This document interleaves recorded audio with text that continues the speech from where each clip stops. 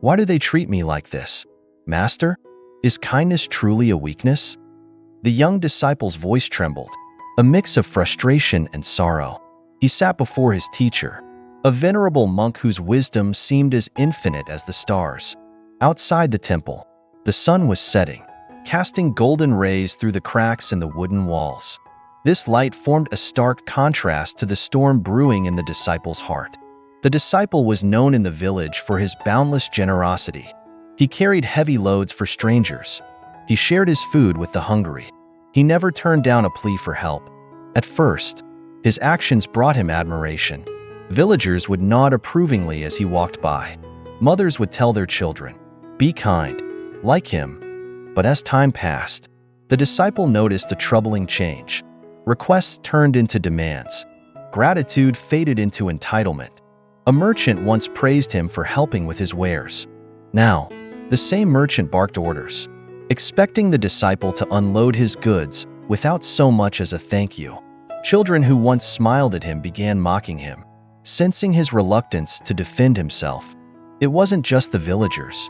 Even his fellow monks began to leave their chores undone, knowing he would pick up the slack.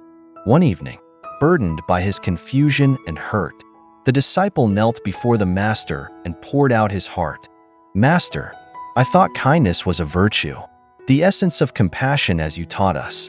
But why does it bring me disrespect? Why do people exploit it instead of cherishing it?" The master, his eyes half closed as if gazing into another realm, responded after a long pause. "Let me tell you a story, my child. It begins with a river."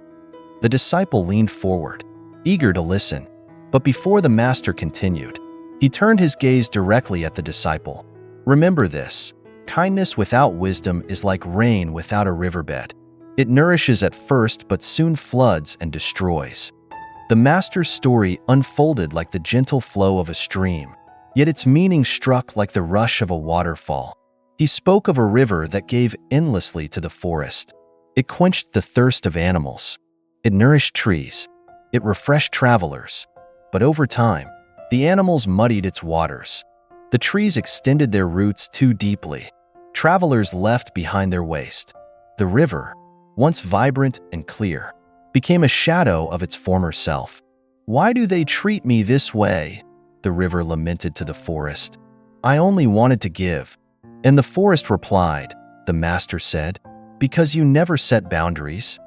As the disciple sat in silence, absorbing the lesson, the master continued, "Kindness, like the river, must flow with purpose and understanding. Without boundaries, it becomes depleted, murky, and unappreciated." The disciple's journey to understanding the paradox of kindness is not just a tale from an ancient monastery. It is a story that resonates with each of us. Have you ever wondered why acts of generosity sometimes invite exploitation? Or why being overly accommodating can lead to feelings of resentment? Today, we'll explore this paradox in depth. Why does kindness, one of humanity's most celebrated virtues, sometimes seem to invite disrespect? How can we practice kindness in a way that uplifts both ourselves and others, without losing our self-respect or strength? And most importantly, how can we strike the delicate balance between compassion and wisdom? This is not just a lesson for monks or philosophers. It is a lesson for anyone navigating the complexities of relationships, work, and community. Through ancient Buddhist teachings and modern reflections, we will uncover the path to transforming kindness from a misunderstood virtue into a source of strength and harmony. Stay with us as we delve into this fascinating journey. The key to living with compassion and self-respect might just lie in the story of a river, a disciple, and the wisdom of a master. The master continued his lesson the next day as the disciple joined him for a quiet walk along the forest path. The sun had just risen, and the morning air carried a sense of renewal. Do you know why kindness, despite being a virtue, often leads to unexpected challenges? The master asked, breaking the silence. The disciple shook his head, his mind still weighed down by the previous day's revelation. "I thought kindness was enough on its own, Master." The master stopped by an ancient tree whose roots stretched deep into the ground.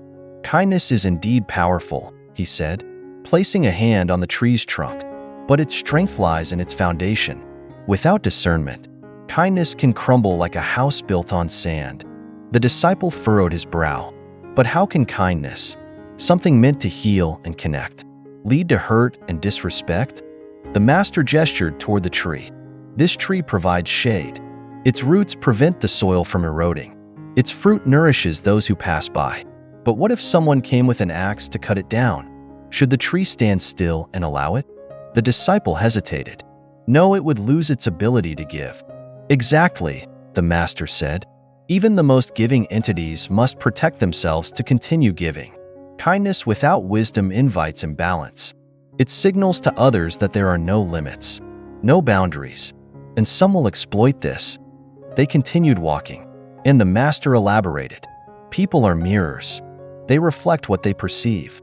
When you offer kindness endlessly without regard for your well-being, some will see virtue, but others will see weakness. This does not mean kindness is flawed. It means perception is shaped by one's nature. The disciple asked, "Should I stop being kind then, Master?" The master smiled gently. "No, my child. Do not stop being kind. Stop being unguardedly kind. There is a difference." The story of the merchant and the broken scale. To understand this better, the master said, "Let me tell you another story." In a bustling market of a distant town, there lived a merchant known for his fairness. He sold grains to the poor at discounted rates. He lent money without interest. He helped the sick with his wealth. His shop was always full of customers, and his reputation for kindness was unmatched. One day, a cunning trader approached the merchant with a broken scale. The trader said, "Kind sir, my scale is damaged, and I cannot weigh my grains accurately. Could you lend me yours for the day?" The merchant, trusting the trader's intentions, agreed without hesitation. But the trader used the scale dishonestly, overcharging customers and under-delivering grain.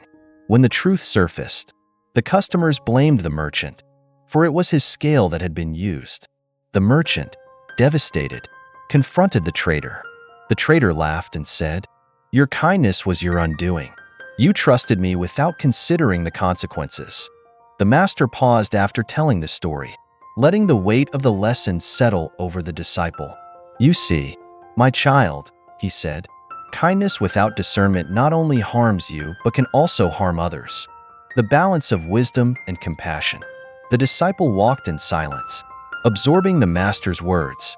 After a while, he asked, "How do I know when to give and when to withhold, Master?" The master replied, "By practicing mindful awareness. Before you act, ask yourself, does this kindness come from strength or fear? Does it empower others? Or does it enable irresponsibility?"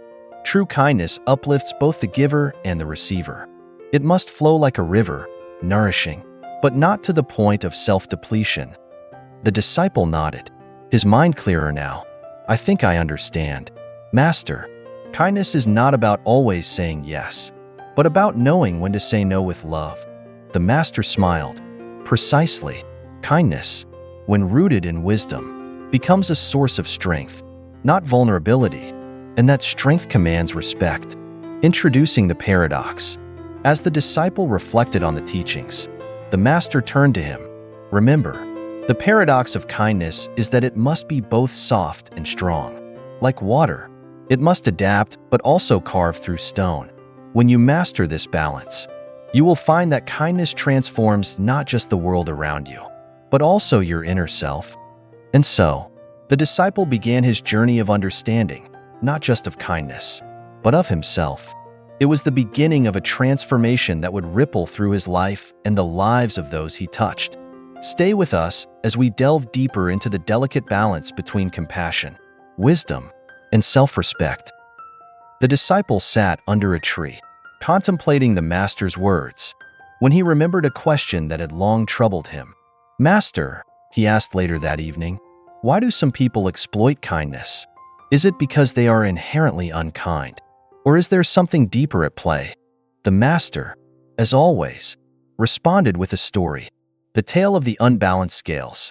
"Long ago," he began, "there was a village plagued by a strange custom. In this village, scales were used not to balance, but to tip in favor of one side. The people believed that gaining an advantage in any transaction was a sign of cleverness. Over time, the villagers began to see fairness as a weakness, a failure to capitalize on opportunity. Those who practiced fairness, instead of being admired, were ridiculed for their naivety. The disciple frowned, "But that's unfair. Master, how could such a society function?" "It didn't," the master said gravely. "The village collapsed under its greed and mistrust. But the lesson remains. When kindness is offered without discernment, it can be seen as an unbalanced scale, a chance for those with a different perspective to tip it in their favor." Understanding human nature. The master then spoke of human nature, weaving Buddhist philosophy with keen psychological insights. People, he said, are driven by both compassion and self-interest. For some, seeing kindness inspires reciprocity, a desire to give back. For others, it signals opportunity, a chance to gain without giving. The disciple looked puzzled. But why would anyone see kindness as a weakness? The master explained, "It is not kindness itself, but the absence of boundaries that can be perceived as weakness. When kindness is endless and unconditional, some will interpret it as a lack of strength. They confuse tolerance with submission, generosity with a lack of self-worth.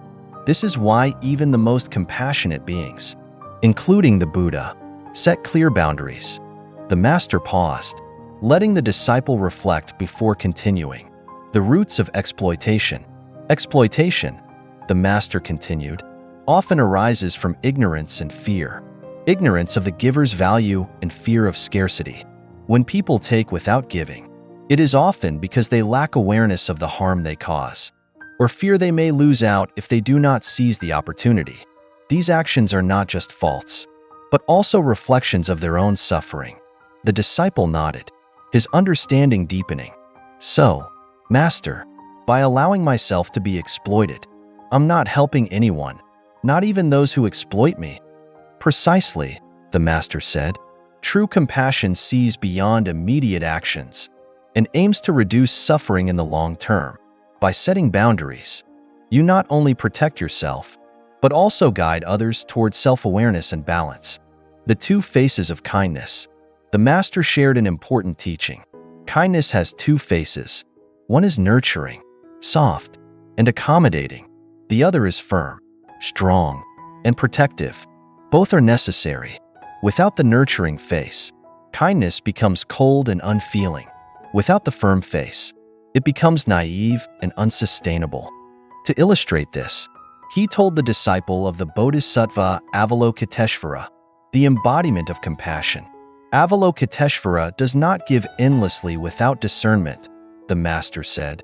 The Bodhisattva offers help where it is truly needed and withholds when it might harm. The disciple asked, "But how do I decide when to give and when to withhold?" The master smiled knowingly. "Through mindfulness, my child, by observing the needs of the moment, understanding the intentions of those who seek your kindness, and recognizing your own capacity to give. Only then can you find the balance." A modern perspective. As we reflect on the master's teachings, it's clear that the exploitation of kindness is not just a relic of ancient tales. It's a challenge many of us face today. From workplaces where overachievers are burdened with extra tasks, to relationships where one person gives without receiving, the imbalance persists. But as the master taught, the answer lies not in abandoning kindness, but in refining it. By understanding human nature, setting boundaries, and practicing mindfulness, we transform kindness from a vulnerability into a strength. Stay with us as we continue this transformative journey. The disciple, now growing wiser through the master's teachings, returned one evening to pose a question that had been forming in his mind. "Master," he asked, "if kindness must have boundaries, how do I create them without seeming unkind?" The master's eyes sparkled with understanding. "Boundaries," he said, "are not walls to shut others out, but bridges to mutual respect." Let me share with you another story. The farmer and the flock. In a peaceful valley, there lived a farmer known for his generosity. His land was vast, and his crops abundant. Every harvest, He welcomed villagers to gather what they needed. Over time, more and more people came, not just from his village, but from neighboring ones as well. At first, the farmer found joy in helping others, but as the years passed, the fields began to wear out from overuse. The once bountiful harvests dwindled. One day, the farmer realized that if he continued this way, his land would be barren, and neither he nor the villagers would have anything. Reluctantly, the farmer placed a simple wooden fence around his fields. He allowed the villagers to take what they needed, but only under his guidance. Some villagers grumbled, accusing him of selfishness. Others respected his decision, understanding that the boundaries ensured the farm's survival. Over time, the fields flourished again. The villagers learned to respect the limits, knowing they were born of wisdom, not greed. The disciple, hearing the story, nodded slowly. The fence wasn't an act of selfishness, he said, but of protection for the farmer, the fields, and the villagers. The master smiled. Exactly. Boundaries are acts of love and respect. They teach others that kindness is a gift, not an entitlement. The role of boundaries in self-respect. The master continued. Without boundaries, kindness loses its power. It becomes an endless stream, unable to sustain itself. Boundaries are the vessel that holds kindness, giving it shape and purpose. The disciple reflected, but how do I set boundaries without hurting others? The master responded, by being clear and compassionate. When you say no, do so with understanding. Explain your limits, not as a rejection, but as an affirmation of your capacity. True kindness respects both the giver and the receiver. The 3 types of boundaries. To guide the disciple further, the master described 3 types of boundaries. First, physical boundaries. These protect your time, energy, and resources. For example, deciding how much time you can devote to helping others without neglecting your responsibilities. Second, emotional boundaries. These guard your mental and emotional well-being. They involve recognizing when someone's demands or negativity harm your inner peace. Third, spiritual boundaries. These preserve your values and beliefs. They involve staying true to your principles, even when pressured to compromise. Each type of boundary, the master explained, is an act of balance, ensuring that your kindness remains sustainable. Boundaries in practice. The next day, the master gave the disciple a challenge. Go into the village again, as you did before, and offer your help. But this time, set clear boundaries. Return and tell me what you learned. The disciple went, and this time, when villagers made unreasonable demands, he gently declined. To his surprise, some accepted his limits with gratitude, while others protested. He realized that their reactions were less about his kindness and more about their expectations. When he returned, the master asked, "What did you learn?" That boundaries reveal the true nature of others, the disciple said. Those who value kindness respect its limits, while those who exploit it resist its constraints. The master nodded. And what did you feel? For the first time, the disciple said, I felt free. My kindness was not diminished, it was strengthened. Modern reflections. Why boundaries matter. In our modern lives, the lessons of the farmer and the disciple are profoundly relevant. From managing relationships to navigating workplace dynamics, boundaries are essential. They protect our well-being, preserve our energy, and ensure that our kindness uplifts rather than drains. Boundaries are not acts of rejection but of respect for ourselves and for others. They teach the world that our kindness is valuable and that it thrives within the balance of giving and receiving. Join us as we continue this transformative journey into the heart of kindness and wisdom. After the disciple's journey through the village, he returned to the monastery with a newfound sense of clarity. He approached the master with a question that had lingered in his mind. Master, he said, you've taught me about boundaries and balance, but how do I ensure my kindness remains true, neither driven by fear nor tainted by pride? The master's gaze softened, and he gestured for the disciple to sit. True kindness, he said, is born of mindfulness. It is not a reaction, but an intention. Let me guide you through the art of mindful kindness. The story of the lantern keeper. In a distant town, the master began. There lived a lantern keeper who was tasked with lighting the way for travelers at night.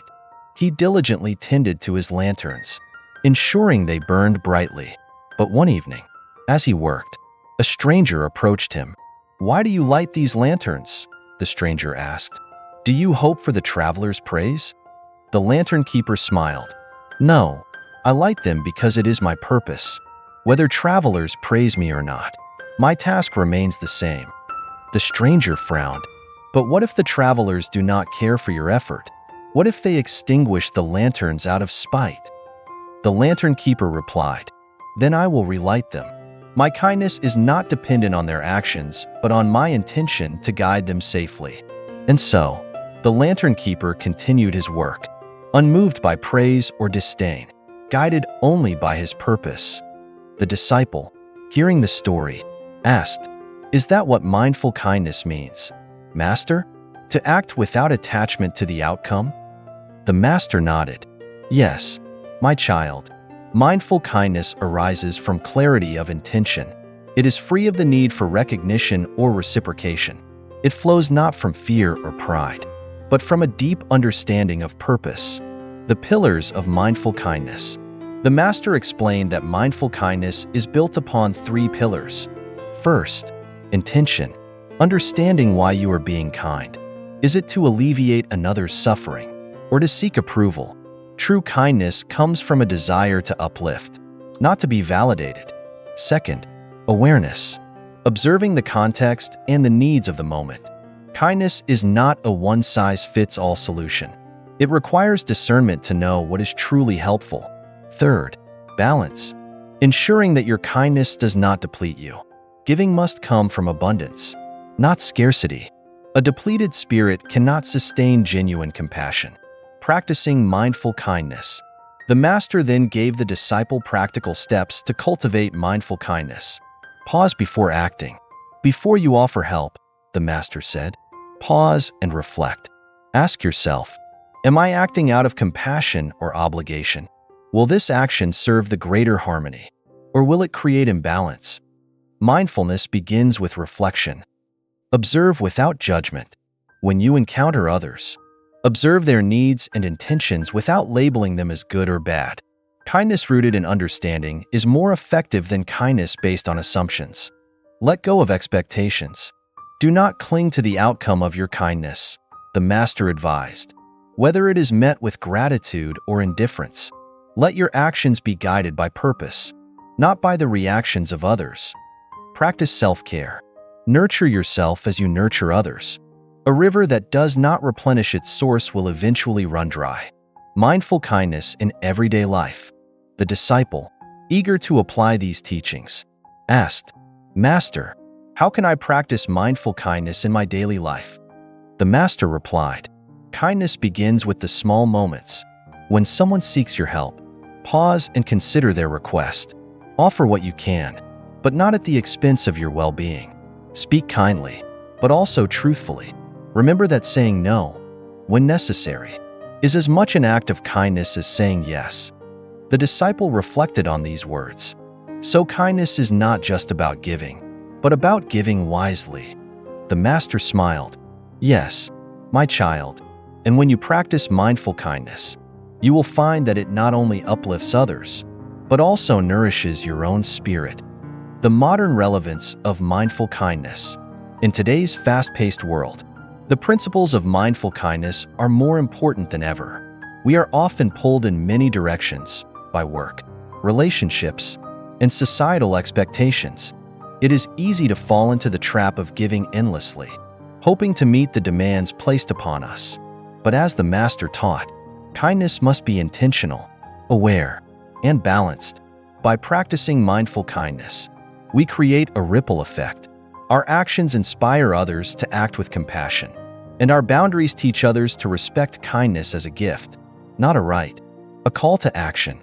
As we move forward in this podcast, reflect on the ways you express kindness in your life. Are your actions rooted in clarity and purpose?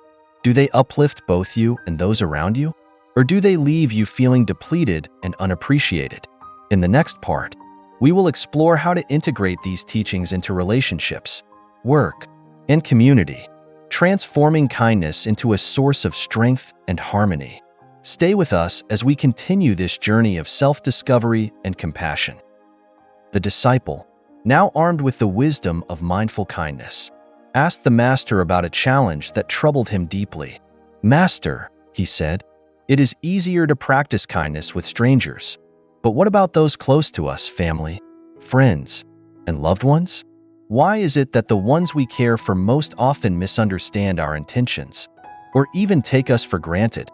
The master, gazing at the flickering flame of an oil lamp, began another story, the tale of the two brothers. In a small village nestled between two rivers, the master recounted, there lived two brothers who inherited a fertile piece of land. The elder brother was kind and hardworking, often taking on extra responsibilities to ensure their shared success. The younger brother, though grateful at first, gradually began to rely on his elder sibling for everything. When it was time to plow the fields, the younger brother would arrive late, knowing the work had already begun. During the harvest, he would take his share without helping, assuming his elder brother's kindness would cover his absence. One day, exhausted and frustrated, the elder brother confronted him. "Why do you treat me this way? Do you not see that I am carrying this burden for both of us?" The younger brother, shocked by his elder's tone, responded, "I thought you didn't mind. You never said no." From that day forward, the elder brother began to set clear boundaries. He divided the land, ensuring each brother worked their own portion. Though it was difficult at first, the younger brother eventually learned to take responsibility. Their relationship, once strained by imbalance, grew stronger through mutual respect. The disciple nodded, seeing parallels in his own life. "So kindness without boundaries harms both the giver and the receiver," he said. The master smiled. "Yes, and relationships, like fertile land, must be cultivated with care. Kindness must be balanced with honesty, and generosity must be met with accountability." Lessons for modern relationships. The master then explained how these ancient lessons apply to modern relationships. First, set expectations early. In any relationship, unspoken expectations often lead to misunderstandings. Communicate your boundaries clearly and early. Let others know how you can help and what you cannot do. Second, balance giving and receiving. A relationship thrives on mutual support. If one person gives endlessly while the other only takes, resentment will grow. Ensure that kindness flows both ways. Third, be honest with compassion. When addressing imbalances, speak with honesty but also with compassion. Say, "I need your help to make this work," rather than, "You are not doing enough." Fourth, prioritize self-care. Remember, my child, that your well-being is not selfish, it is essential. A depleted spirit cannot nurture others. The boundaries of love. The disciple asked, "But Master, isn't love supposed to be unconditional? How can love and boundaries coexist?" The master responded, "True love is unconditional, but relationships require conditions to flourish. Love is the root, and boundaries are the branches that allow it to grow strong. Without boundaries, love becomes tangled and suffocated. With them, it flourishes." He continued, "Boundaries in love are not barriers. They are acts of care. They show others where your limits lie and invite them to meet you halfway." Building healthy relationships. The master gave the disciple practical advice for integrating mindful kindness into relationships. First, listen actively. Kindness begins with understanding. Listen to others not just with your ears, but with your heart. Seek to understand their needs and intentions. Second, respect differences. Kindness does not mean agreement. It means respecting the differences that make each relationship unique. Third, apologize and forgive. In relationships, mistakes are inevitable. Be quick to apologize when you err, and just as quick to forgive when others do. Fourth, celebrate growth. Kindness nurtures growth. Celebrate the progress of your loved ones, no matter how small. Reflections for today. In today's interconnected world, relationships often stretch us thin. We strive to be kind to everyone, partners, friends, colleagues, but this often leaves us drained. The Master's teachings remind us that kindness in relationships is not about pleasing everyone. It is about creating connections that are rooted in respect, honesty, and balance. When we set boundaries with love, we teach others to value our kindness as a gift, not a given. We create space for relationships to thrive, fostering mutual growth and understanding. Looking ahead, as the disciple learned, relationships are a reflection of the balance between giving and receiving.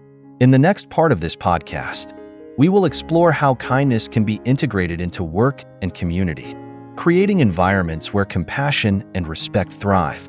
Stay with us as we continue this journey of transformation and discovery. Balancing compassion and professionalism. The disciple, now reflecting on the lessons of relationships, approached the Master with a new question. "Master," he began, "I understand how to balance kindness in personal connections. But what about the workplace? Is it possible to be kind without being taken advantage of in such a competitive environment?"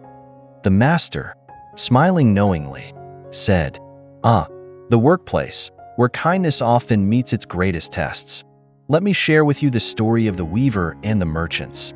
The weaver and the merchants. In a bustling city, the Master began, there lived a skilled weaver who was known for creating the finest fabrics. Her work was unmatched, and merchants from far and wide sought her creations. She was also known for her generosity. She often sold her fabrics at lower prices to help struggling merchants. At first, her kindness earned her admiration and loyalty. Merchants praised her honesty and commitment. But as time went on, some merchants began to take her generosity for granted. They would haggle aggressively, delay payments, and demand larger orders than she could manage. One day, exhausted and overburdened, the weaver sought the advice of an elder in her village. The elder told her, "You must learn to value your work as much as others do. Set your terms clearly, and do not waver. True kindness is not giving until you break. It is giving in a way that uplifts both you and those you serve." The weaver heeded the elder's advice. She began to set fair prices and limits on her orders. To her surprise, while some merchants protested, others respected her more. Her business flourished, and she found peace in her work. The disciple listened intently. "Master," he said, "the weaver's kindness was not diminished by her boundaries, it was strengthened." The Master nodded. "Exactly. In the workplace, kindness must be paired with professionalism. Without boundaries, kindness can be mistaken for weakness. And without compassion, professionalism can become cold." The balance of kindness and strength in work. The Master explained that kindness in the workplace requires a delicate balance. First, clarity of purpose. Understand your role and responsibilities.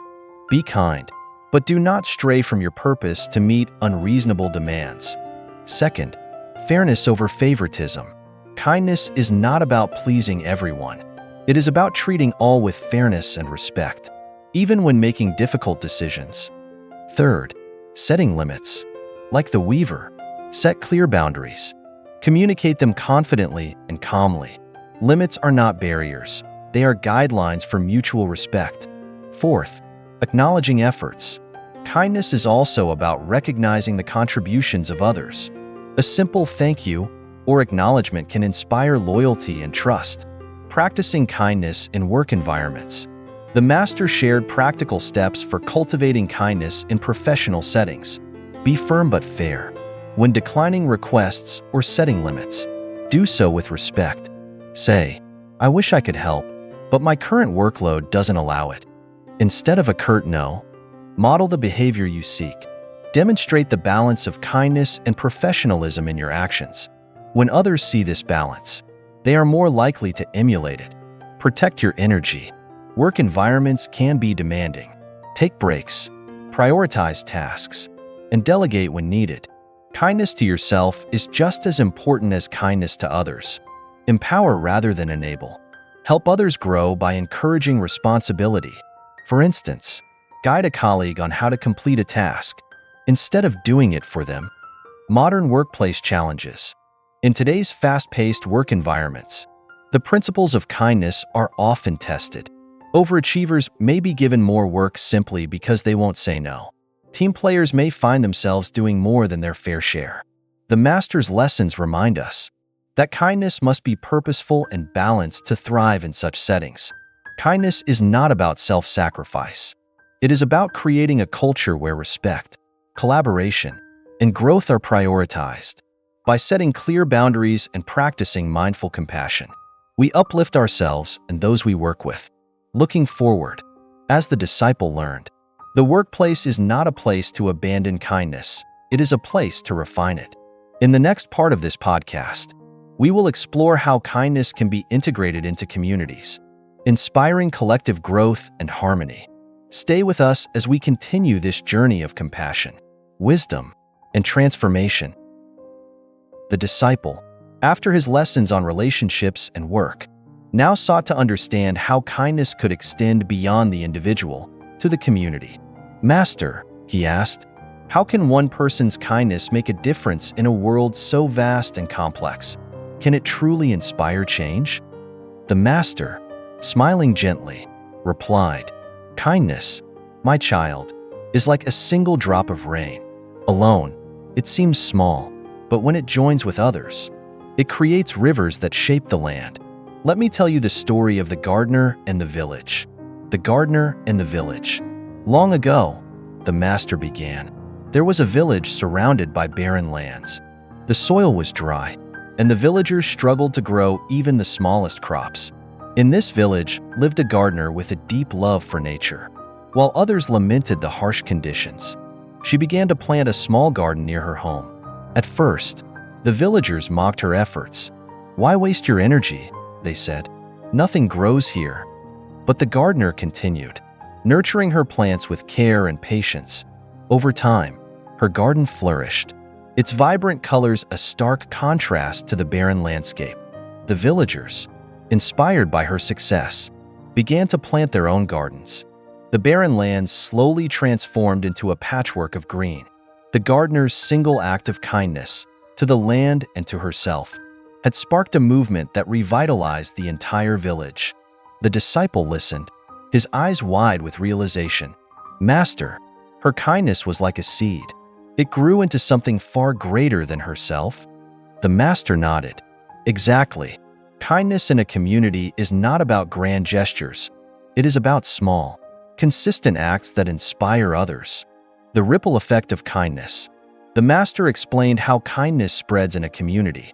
First, lead by example. Like the gardener, your actions speak louder than words.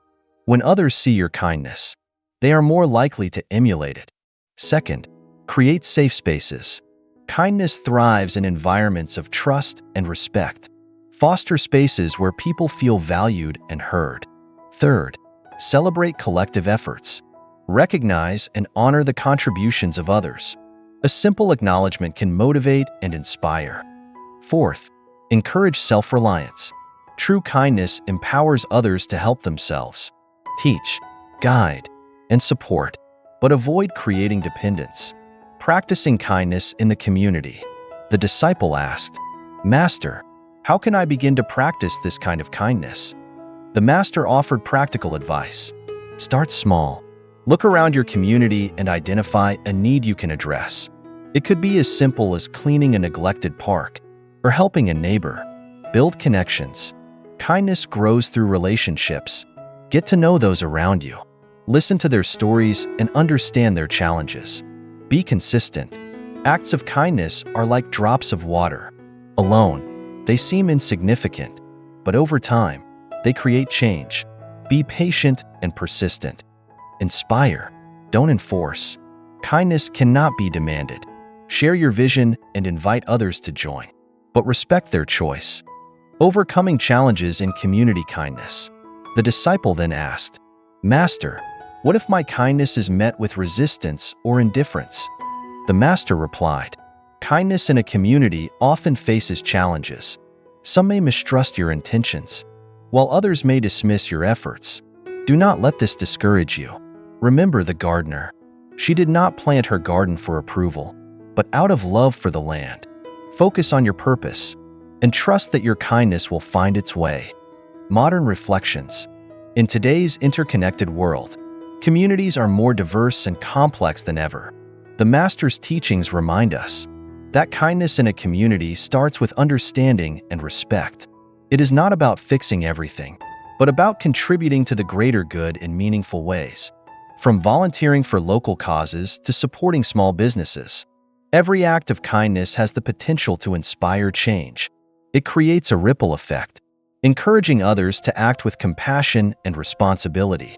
Looking forward, as the disciple learned, kindness in the community is a powerful force for collective growth.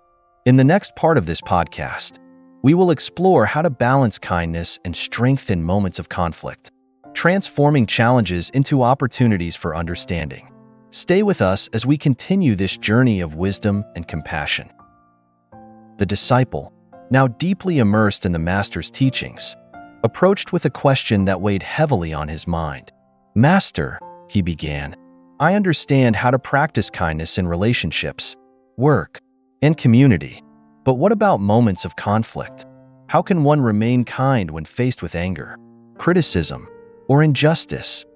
The Master, with a serene smile, replied, "Conflict, my child, is like fire. It can destroy, or it can forge strength and clarity. Let me tell you the story of the warrior and the mirror." The warrior and the mirror. Once, in a distant kingdom, the Master began, there was a warrior known for his skill in battle. He carried a sword so sharp it could cut through stone. Yet, despite his strength, the warrior was plagued by anger. Any slight, no matter how small, would ignite his fury. One day, a wandering sage came to the kingdom and gifted the warrior a mirror. "This is no ordinary mirror," the sage said. "It reflects not your face but your spirit. Look into it when anger clouds your mind." The first time the warrior looked into the mirror after an argument, he was shocked. Instead of his usual confident reflection, he saw a storm, a chaotic swirl of fire and shadow. Over time, as he continued to use the mirror, he began to notice a pattern. When he approached conflicts with patience and understanding, the storm in the mirror calmed. Years later, the warrior became a leader known not for his sword, but for his wisdom. He realized that true strength lay not in striking down enemies, but in transforming conflict into harmony. The disciple leaned forward, captivated by the tale. "Master," he said, "the mirror helped the warrior see himself clearly. Is that what kindness in conflict means, seeing beyond the surface?" The Master nodded. "Yes, my child. Kindness in conflict is not about submission or avoidance. It is about clarity, balance, and the strength to respond rather than react." The principles of kindness in conflict. The Master outlined 3 guiding principles for practicing kindness in moments of conflict. First, pause and reflect. When faced with conflict, take a moment to pause. Breathe deeply and observe your emotions. Ask yourself, what is driving my reaction? Anger? Fear? Ego? Clarity begins with awareness. Second, seek understanding. Conflict often arises from misunderstanding. Listen to the other person's perspective without judgment. Kindness is not about agreeing, but about seeking the truth beneath the words. Third, respond with intention. Do not react impulsively. Instead, choose your response with care. Speak calmly and firmly, addressing the issue without attacking the person. Kindness is strength. The disciple asked, "But Master, doesn't kindness make us vulnerable in moments of conflict?" The Master smiled. "Kindness, when paired with strength, is invincible. It is like water, soft yet powerful. A river does not resist obstacles. It flows around them, carving its path with persistence." He continued, "To practice kindness in conflict, you must balance softness with firmness. Be compassionate, but do not compromise your principles. Stand your ground, but do so with respect." Practicing kindness in conflict. The Master shared practical steps for applying these principles. Use I statements. When expressing your feelings, say, "I feel hurt by this action," instead of, "You are wrong." This approach focuses on your experience rather than placing blame. offer solutions. Kindness seeks resolution. Instead of dwelling on the problem, propose a way forward that benefits both parties. Know when to walk away. Sometimes, the kindest act is to disengage. If a conflict escalates beyond reason, step back and allow time for clarity to return. Lessons for modern life. In today's polarized world, conflicts arise in various forms: arguments with loved ones, disagreements at work, or debates in the public sphere. The Master's teachings remind us that kindness in conflict is not about winning or losing. It is about preserving relationships, fostering understanding, and finding harmony amidst chaos. By practicing mindfulness, listening actively, and responding with intention, we transform conflict into an opportunity for growth and connection. Looking forward, as the disciple learned, conflict is not an obstacle to kindness, but a chance to deepen it. In the next part of this podcast, we will explore how kindness can serve as a foundation for leadership, inspiring trust, and guiding others with wisdom. Stay with us as we continue this journey of compassion, strength, and transformation. As the disciple's understanding deepened, he turned to the Master with a question about leadership. "Master," he asked, "if kindness must be balanced with strength and wisdom, how does one lead others while staying true to these principles? Can kindness be a tool for leadership, or does it make leaders appear weak?" The Master's face brightened with a knowing smile. "Kindness, my child, is not just a tool for leadership, it is its foundation. Let me tell you the story of the lion and the wind." The lion and the wind. In a great savanna, the Master began.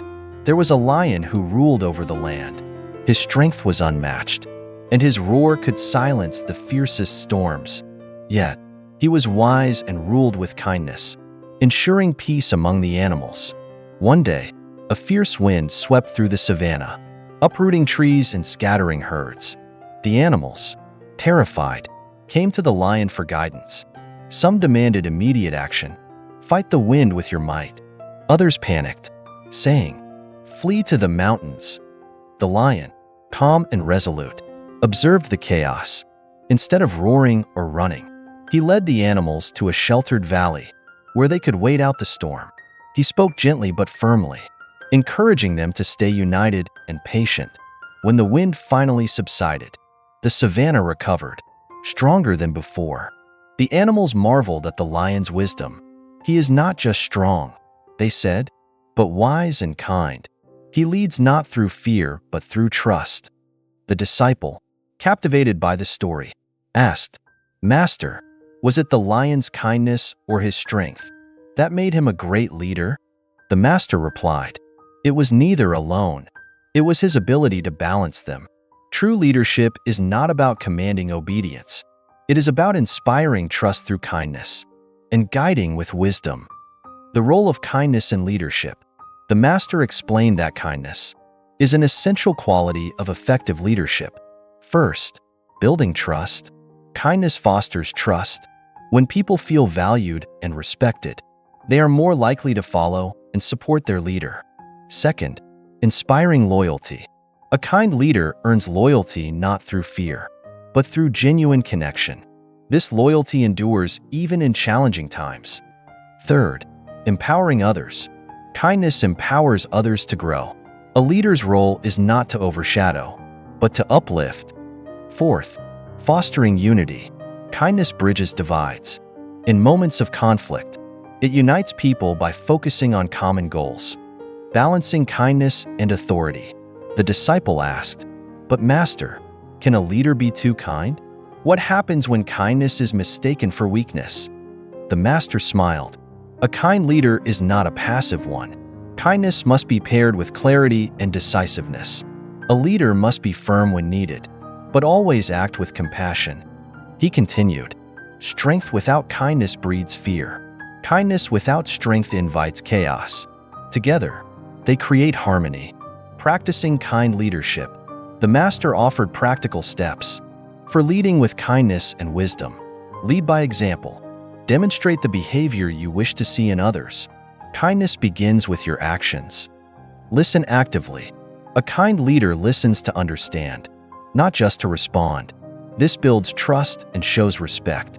Make decisions with integrity. Kindness does not mean avoiding difficult decisions. It means making them with fairness and empathy. Encourage collaboration. Kindness thrives in teamwork. Create an environment where everyone feels valued and included. Recognize efforts. Celebrate the contributions of others. A simple acknowledgement can inspire greatness. Modern leadership lessons. In today's world, where leadership often emphasizes power and authority, the Master's teachings offer a refreshing perspective. Kindness in leadership is not a weakness. It is a strength that inspires loyalty, fosters collaboration, and builds lasting connections. Whether leading a team at work, a community project, or even within a family, kindness transforms leadership into a force for growth and unity. By balancing compassion with decisiveness, leaders can guide others toward shared goals while preserving trust and harmony. Looking ahead, as the disciple learned, leadership rooted in kindness is a transformative force. In the next part of this podcast, we will explore how kindness can be a source of resilience in times of adversity, helping us navigate life's challenges with strength and grace. Stay with us as we continue this journey of compassion, wisdom, and self-discovery. As the disciple's understanding of kindness deepened, he returned to the Master with a question born from personal struggle. "Master," he said, "kindness is easy when life is calm. But what about times of adversity? How can one remain kind when faced with suffering, loss, or injustice?" The Master, as always, responded with a story: the bamboo and the storm. In a dense forest, the Master began. There grew a bamboo grove that stood tall and unwavering. One day, a fierce storm swept through the forest. The mighty oak trees, proud and rigid, resisted the wind, but many of them broke under its force. The bamboo, however, bent with the wind, swaying and yielding. When the storm passed, the oak trees lay scattered, but the bamboo stood tall, untouched by the storm. A traveler, witnessing this, asked the bamboo, "How did you survive the storm when the mighty oaks fell?" The bamboo replied, "I did not resist the wind, nor did I fear its strength. I bent, I yielded, and in doing so, I endured." The disciple listened, his heart resonating with the lesson. "Master, is kindness like the bamboo? Does it bend but not break in the face of hardship?" The Master nodded. "Yes, my child. Kindness, when rooted in resilience, is not a weakness. It is a strength that adapts, endures, and thrives." Kindness as a source of strength. The Master explained how kindness serves as a foundation for resilience. First, grounding in purpose. Kindness connects us to our higher purpose. In times of adversity, it reminds us of what truly matters. Second, building inner strength. Acts of kindness, even in hardship, create a sense of empowerment. They shift focus from despair to action. Third, fostering connection. Kindness builds bridges, creating support systems that help us weather life's storms. Fourth, promoting healing. Kindness, both to ourselves and others, is a balm for emotional wounds. It transforms suffering into growth. Practicing resilient kindness. The disciple asked, "Master, how can I cultivate kindness when life feels overwhelming?" The Master offered practical guidance. Be kind to yourself. Resilience begins within. Offer yourself the same compassion you give others. Rest, reflect, and forgive your imperfections. Focus on small acts. In moments of despair, even the smallest act of kindness, a smile, a kind word, or a gesture of help, can create ripples of hope. Seek the lesson. Adversity is a teacher. Ask yourself, what can I learn from this challenge? How can I grow? Kindness is the bridge between hardship and wisdom. Lean on community. Resilience is not a solitary journey. Allow others to support you and offer your kindness in return. Together, you are stronger. Lessons from the bamboo. The disciple reflected on the story of the bamboo and the oak trees. "Master," he said, Kindness does not fight against adversity. It flows with it, like water around a rock. The master smiled. Exactly. Kindness transforms adversity into opportunity. It does not deny the storm but embraces it, finding strength in its flexibility. Modern reflections. In today's world, adversity comes in many forms: personal loss, societal challenges, or global crises. The Master's teachings remind us that kindness is not just a virtue but a strategy for resilience. It allows us to endure hardships with grace, adapt to change, and emerge stronger, whether through self-care, supporting others, or finding meaning in suffering. Kindness becomes a beacon of hope in dark times. It reminds us that even in the face of adversity, we have the power to create positive change. Looking forward, as the disciple learned, resilience is not about avoiding adversity, but about navigating it with strength and compassion. In the next part of this podcast, we will explore how kindness can become a lifelong practice, evolving as we grow and face new challenges. Stay with us as we continue this journey of wisdom, kindness, and transformation. As the disciple's understanding matured, he posed one final question to the Master. "Master," he asked, "you have shown me that kindness can transform relationships, communities, and even conflict. But how do I ensure that my kindness remains genuine and strong throughout my life, even as I change and the world around me evolves?" The Master, now gazing at the setting sun, responded with his most profound lesson yet. The story of the ever-blooming tree. In a distant garden, the Master began, there grew a tree that bore flowers throughout the year. It was not the tallest tree nor the most striking, but its blossoms were unique. They changed with the seasons, bright and bold in spring, soft and subtle in autumn, and resilient even in the harshness of winter. Travelers marveled at the tree's adaptability. "How do you continue to bloom, even when the seasons grow harsh?" they asked. The tree replied, "I do not resist the seasons. I embrace them. My blossoms change not in spite of the seasons, but because of them. Each season offers a new way to express my nature." And so, the tree became a symbol of kindness, ever present, yet ever evolving. The disciple, moved by the story, asked, "Master, does this mean kindness must also change with time?" The Master nodded. "Yes, my child, kindness is not a fixed state. It is a practice that grows and adapts, just as you do." The evolution of kindness. The Master explained how kindness evolves throughout life. First, from innocence to awareness. In youth, kindness is often spontaneous, driven by innocence. As we grow, it deepens, guided by awareness and understanding. Second, from giving to empowering. Early acts of kindness may focus on giving directly. Over time, we learn to empower others, fostering independence and growth. Third, from self-sacrifice to balance. In our journey, we often equate kindness with self-sacrifice. True kindness, however, seeks balance, uplifting others without diminishing oneself. Fourth, from external to internal. As we age, kindness turns inward. It becomes a tool for self-reflection, self-care, and inner peace. Practicing lifelong kindness. The disciple asked, "Master, how can I ensure that my kindness remains genuine and adaptable as I grow?" The Master offered these guiding practices. Embrace change. View each phase of life as an opportunity to express kindness in new ways. Let your actions evolve with your circumstances. Learn continuously. Seek wisdom from every experience, success and failure alike. Growth comes from reflection, and kindness grows with it. Stay mindful. Regularly reflect on your intentions. Ask yourself, is my kindness coming from a place of strength and clarity, or from obligation or fear? Cultivate gratitude. Kindness flourishes in a heart filled with gratitude. Regularly acknowledge the kindness you receive and the opportunities you have to give.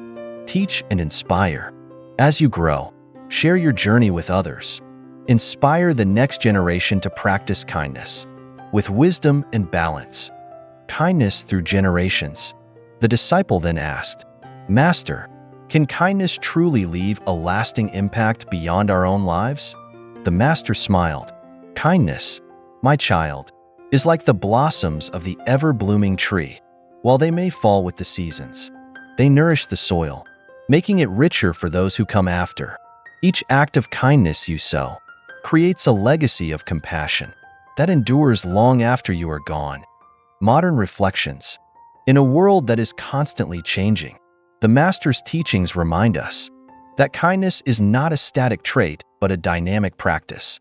It adapts to our experiences, our roles, and the needs of those around us. Whether through raising children, mentoring others, or simply growing in self-awareness, kindness becomes a lifelong journey of transformation. A final call to action. As the disciple learned, kindness is a practice that evolves with us. It is not a destination but a path, a way of navigating life with compassion, wisdom, and strength. As we conclude this podcast, reflect on your own journey. How has kindness shaped your life? How can it continue to grow as you do? Remember, kindness is not about perfection, but about presence. It is in the small, mindful acts that we transform ourselves and the world around us. Thank you for joining us on this journey of wisdom and compassion. May your kindness bloom like the ever-blooming tree through all the seasons of your life.